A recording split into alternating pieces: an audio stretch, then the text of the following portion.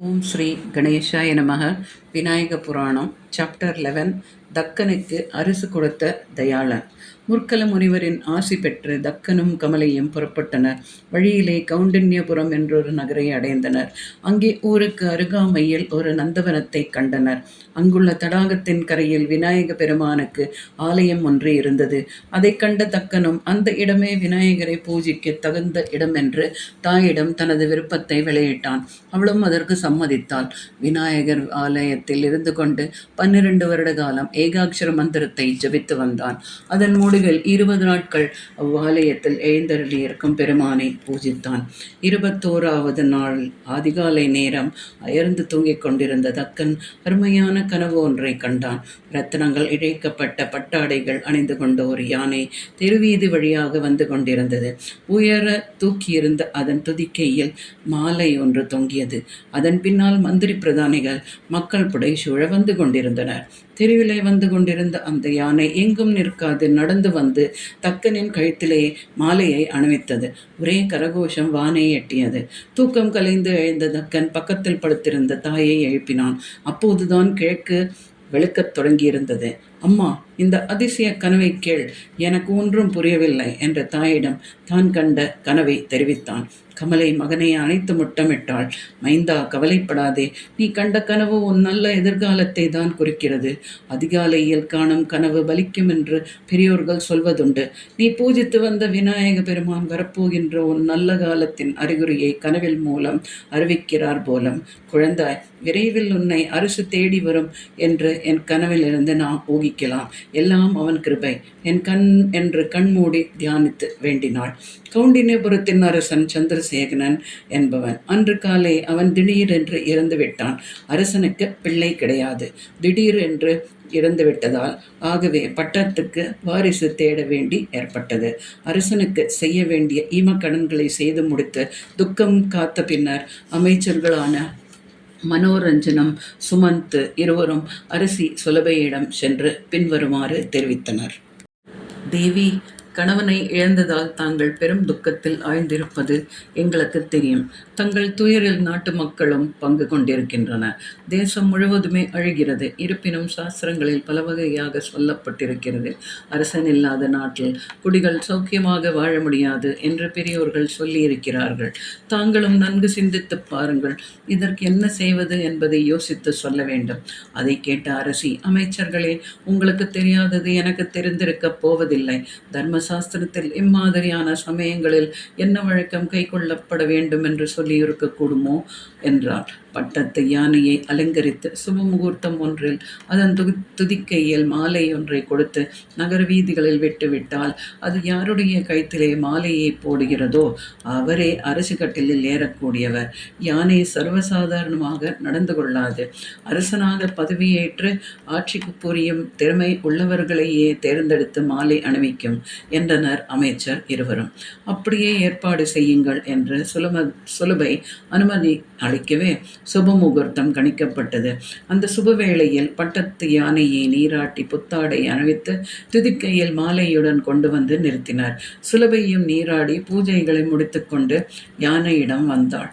கஜேந்திரா, அரசனை இழந்து தவிக்கும் என் நாட்டிற்கு அந்த லட்சணங்களும் திறமையும் உடைய அரசனை தேர்ந்தெடுத்து அழைத்து வா என்று உத்தரவிட்டு அனுப்பினாள். கௌண்டின்யபுரம் தெருக்கள் முழுவதும் ஜனக்கூட்டம் நிறைந்திருந்தன. யானையோ அவர்களில் யாரையும் ஏறெடுத்து கூட பார்க்கவில்லை. வீதிகளின் வழியாக நடந்து சென்ற ஊரின் எல்லையை அடைந்தது. அங்கே விநாயகர் ஆலயத்தில் கமலையும் தக்கனும் இருப்பதைக் கண்டு அவர்களை நெருங்கியது.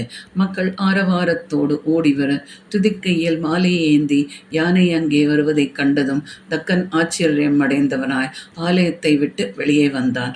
அவனை நெருங்கி வந்த யானை அவன் கழுத்திலே மாலையை அணிவித்து தரையில் மண்டியிட்டு பிளறியது. யானையின் பின்னால் ஓடோடி வந்த அமைச்சர் இருவரும் தக்கனிடம் வந்து அவரை பணிந்து வணங்கினார். குமாரா, இந்த க்ஷணம் முதல் நீ இக்கௌண்டின்யபுரத்து அரசன். எமது அரசன் திடீரென்று காலமாகிவிடவே நாட்டுக்கு வாரிசில்லாது போய்விட்டது. நீ அடுத்து பட்டம் ஏற வேண்டியது ஆண்டவன் விருப்பம் போலும். அரண்மனைக்கு புறப்படு என்று வேண்டினார். கமலை என் மகிழ்ச்சி கரை புரண்டோடியது. மகனே, அன்றே நான் சொல்லவில்லையா, எல்லாம் நீ வணங்கும் ஆதி பரம்பொருளின் அனுகூல சக்திதான் காரணம் என்றாள். பின்னர் தாயும் மகனும் யானை மீது ஏறி அமரவே மங்கள வாத்தியங்கள் முழங்க பட்டண பிரவேச ஊர்வலம் புறப்பட்டது. வழி நெடுக மக்கள் குதூகலத்தோடு தங்கள் அரசனை வரவேற்றனர். அங்கங்கே ஆரத்தி சுட்டப்பட்டது. தெருக்கள் எங்கும் கண்ணை கவரும் விதத்தில் பிரம்மாண்டமான கோலங்கள் காட்சி அளித்தன. அரண்மனை வாயிலில் சுலபை மகிழ்ச்சி கடலில் மூழ்கியிருந்தாள். யானையின் மேலிருந்து இறங்கிய தக்கன் அவளை வணங்கி, அம்மா, என்னை 10 மாதம் சுமந்து பெற்றெடுத்த தாய் என்னுடன் வந்திருக்கிறார்கள். தாங்கள் என்னை பெறாவிட்டாலும் என் தாய்க்கு ஈடானவர்களே, தங்கள் ஆசி எனக்கு என்றென்றும் உடனிருந்து காப்பாற்றட்டும் என்று பிரார்த்தித்தான். சுலபை அவனை தன்னோடு சேர்த்து அணைத்து கொண்டு அரண்மனைக்குள் அழைத்துச் சென்றாள். புதிய அரசனின் முடிசூட்டு வைபவத்துக்கு ஏற்பாடுகள் ஆரம்பித்தன. தன்னுடைய இந்த நிலையக்கு ஆதி காரணமான முற்கலவு முனிவரை ஒரு நிமிடம் தக்கன் மறக்கவே இல்லை. அரண்மனையை அடைந்ததும் தகுந்த பரிவாரங்களோடு முனிவரை பல்லக்கில் அழைத்துமாறு அமைச்சர் இருவரையும் அனுப்பினான். ஏகாட்ச மந்திரத்தை விடாது தியானித்து அதனால் சகல சௌபாகியங்களையும் தக்கன் அடைந்தான் என்பதை கேட்டதும் முனிவரின் உள்ளம் உவகையால் பூரித்தது. அவனுடைய வேண்டுகோளை ஏற்று புறப்பட்டார். தக்கனும் பரிஜனங்களோடு தாய்மார் இருவரும் பக்கத்தில் வர அரண்மனை வாயிலில் முனிவரை பூர்ண கும்மங்களோடு எதிர்கொண்டழைத்தான். அவரை பல்லக்கிலிருந்து தானே முன்னிட்டு இறக்கி அரண்மனைக்குள் அழைத்துச் சென்று உபரிய ஆசனம் கொடுத்து உபசரித்தான். முனிஸ்ரேஷ்டா, நான் தங்களுக்கு எந்த வகையில் உபதேசித்தாலும் போதாது. அடியேனுக்கு இத்தனை கிருபைகள் தயை கூர்ந்து அருளிய பெருமான் தாங்கள் தானே. சுவாமி, நான் நன்றாக இருக்க வேண்டும் என்று எனக்கு தாங்கள் விநாயகரின் ஏகாட்சர மந்திரத்தை உபதேசம் செய்தீர்கள். தங்கள் வாக்கு ஆசி வீண் போகவில்லை. இந்த உயரிய பாக்கியம் என்னை தேடி வந்து சேர்ந்தது. இத்தனைக்கும் காரணமான தாங்களே தங்கள் கையால் ஆசி கூறி இந்த ஆட்சியை ஒப்புவிப்பது தான் சிறந்ததாகும். என் வேண்டுகோளை தாங்கள் தான் நிறைவேற்ற வேண்டும் என்று பிரார்த்தித்தான். மகிழ்ச்சி பெருக்கெடுத்து ஓட அம்முனி புங்கவர், குழந்தாய், உன் விருப்பம் நிறைவேறும் என்று ஆசி கூறினார்.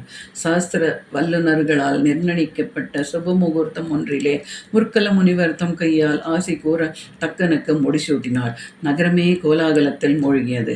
கௌண்டின்யபுரத்து அரசன் திடீரென்று காலமானதும் அவனுக்கு பிறகு வாரிசு இல்லாததால் பட்டணத்து யானை கர்நாடக தேசத்து பள்ளி நகரத்து அரசன் வல்லவராஜனின் குமாரன் தக்கனை அரசனாக தேர்ந்தெடுத்ததும் முல்கர முனிவரால் அவன் முடிசூட்டப்பட்டு ஆட்சி பொறுப்பேற்றதும் உலகின் நானா பக்கங்களிலிருந்தும் காட்டுத்தீ போல் பரவியது. அந்த செய்தி வல்லவராசனுக்கும் எட்டியது. அதை கேட்டபோது அரசன் விவரிக்க இயலாத சந்தோஷத்தை அடைந்தான். வியாதியால் பீடிக்கப்பட்டு உயிருடன் இருப்பதை விட இருப்பதே மேல் என எண்ணி தாயுடன் நாட்டை விட்டு விரட்டப்பட்ட மகன் ஈஸ்வரன் அருங்கரகரத்தால் நோய் தீர்ந்து ஒரு நாட்டிற்கு அதிபதியாகியுள்ளான் என்ற செய்தி அவனை அளவில்லாத ஆனந்தத்தில் மூழ்கச் செய்தது. மறுநாளே அவர் தன் அமைச்சர்களுடன் கௌண்டின்யபுரத்துக்கு புறப்பட்டான். தந்தை தன்னை காண வருகிறார் என்ற செய்தியை கேட்ட தக்கன் தாய் கமலையுடன் அப்போதே புறப்பட்டு சென்று பாதி வழியில் வல்லவனை சந்தித்து சகல மரியாதைகளுடன் அரண்மனைக்கு அழைத்து வந்தான். பிரிந்தவர் கூடினால் மகிழ்ச்சி சொல்ல முடியுமா? விநாயக பெருமான் தமது பக்தனுக்கு அருளியது போதாது என்று எண்ணினார் போலும். வீரசேனன் என்று ஒரு அரசன் இருந்தான். ஒரு நாள் இரவு அவன் தூக்கத்திலே தோன்றி, வீரசேனா, கௌண்டின்யபுரத்தில் எனது பக்தன் தக்கன் இருக்கிறான். அவனுக்கு உன் திருமகளை மனம் செய்துவே என்று அள்ளினார். காலையில் எழுந்த வீரசேனன் மந்திரி பிரதானிகளை அழைத்து இரவு தூக்கத்திலே தனக்கு வேழமுழகத்தோன் இட்ட கட்டளையை தெரிவித்தான். அவர்களும் அதை ஆமோதித்தனர். அரசே, தக்கனை பற்றிய விவரங்களை தாங்களும் அறிவீர்களே. விநாயக பெருமானிடம் அளவில்லாத பக்தி பூண்ட அவன் முற்கல முனிவரின் ஆசி பெற்று இவ்வளவு கீர்த்தி வாய்ந்த பதவியை அடைந்துள்ளான். தாங்கள் திருக்குமாரத்திற்கு அவ்வரசன் தான் தகுந்த கணவன் என்பதுதான் எங்களது அபிப்பிராயமும் என்றார்கள் மந்திரி பிரதானிகள். அதன் பிறகு வீரசேனன் அமைச்சர்களோடு கௌண்டின்யபுரம் சென்று வல்லவராஜனையும் கமலையையும் கண்டு விநாயக பெருமான் தனக்கிட்ட கட்டளையை கூறி தன் குமாரத்திற்கு தக்கனுக்கு மனம் செய்து கொள்ளுமாறு கேட்டான். ஆண்டவன் விருப்பத்துக்கு தடை ஏது? அடுத்த சுபமுகூர்த்தத்தில் தக்கனின் திருமணம் கோலாகலமாக நடைபெற்றது. விநாயகரின் திருவருள் பெற்ற அத்தம்பதிகளுக்கு பிரகத்பானு என்னும் மைந்தன் பிறந்தான். பிரகத்பானுவுக்கு பிறந்தவன் கட்கதரன். அவன் குமாரன் கபாலன் என்பான். கபாலனுக்கு யதாகரன் என்னும் புத்திரன் பிறந்தான். அவன் மகன் வபுத்திரன். அவனுக்கு பிறந்தவனே சித்திசேனன். சித்திரசேனனின் குமாரன் வீமன். இவ்வாறு அரசனின் பூர்வ விருந்தாங்கு தங்களை சொல்லி முடித்த விஸ்வாமித்திரர் ராஜன், தக்கன் முதல் உன் தந்தை சித்திரசேனன் வரை அனைவரும் விநாயகரை அனுதினமும் ஆராதித்து அவர் அருளை பெற்று வந்தனர். நீயோ அவரை மறந்துவிட்டாய். அதனால்தான் உன் வம்சம் விளங்க புத்திரன் பிறக்கவில்லை. நீ ஊர் திரும்பி கணேசனை பிரார்த்திச்சு அவரை பூஜித்து வந்தாயானால் உன் குறை விரைவிலேயே தேர்ந்துவிடும் என்று சொல்லி அவருக்கு ஏகாட்சர மந்திரத்தை உபதேசித்தார். அரசனும் அரசியும் முனிவரிடம் ஆசி பெற்று ஊர் திரும்பினர். அரசன் வருவான் என்ற செய்தி எட்டியதும் மந்திரிமார்கள் 10 யானையோடு சென்று அவரை எதிர்கொண்டு அழைத்து வந்தனர். பின்னர் அரசன் நல்ல நாள் ஒன்றில் தன் முன்னோரான தக்கனால் நிர்மணிக்கப்பட்ட விநாயக பெருமானின் ஆலயத்துக்கு சென்று அவருக்கு அபிஷேக ஆராதனைகள் செய்வித்து விக்னங்களை நிவர்த்திக்கும் விக்ன விநாயகரை மனத்தால் தியானித்து ஏகாட்ச மந்திரத்தை ஜபிக்கத் தொடங்கினான். அவன் தவத்திற்கு மெச்சி விக்னேஸ்வரரும் அவன் முன் தோன்றி, அரசே, உனக்கு வேண்டுவது யாது என்று கேட்டார். பிரணவஸ்வரூபியே, இத்தனை காலமாக தங்கள் பெருமையை அறியாது தங்களை ஆதரிப்பதை நான் விட்டுவிட்டேன் என்று முன்னோர்கள் செய்து வந்த எந்த புண்ணிய ஆராதனையை பற்றி அடியேன் உணராது செய்யாமல் விட்டுவிட்டேன். அதன் காரணமாக என் சந்ததி வாரிசு என்று அழியக்கூடிய ஆபத்தில் இருக்கிறது. விஸ்வாமித்திர முனிவர் இந்த தவறை எடுத்துக்காட்டி தங்களை குறித்து தியானிக்க செய்யுமாறு கூறினார். விக்னராஜா, நாங்கள் தான் என் மனக்குறையை நீங்க தங்களை ஆராதிப்பதில் விருப்பமுள்ள ஒரு மகன் எனக்கு பிறக்க அருள வேண்டும் என்று பிரார்த்தித்தான். வீமராஜன், இனி மகிழ்ச்சியோடு அரண்மனை திரும்ப, உன் விருப்பம் நிறைவேறும் என்று வரம் அருளினார் விநாயகர். அரசனும் மகிழ்ச்சியுற்றவனாய் அரண்மனை திரும்பினான். விநாயகர் அருளியபடி சில நாட்களுக்கெல்லாம் அவன் மனைவி சாருஹாசினி கருத்தரித்து உரிய காலத்தில் அழகிய ஆண் மகவை பெற்றெடுத்தாள்.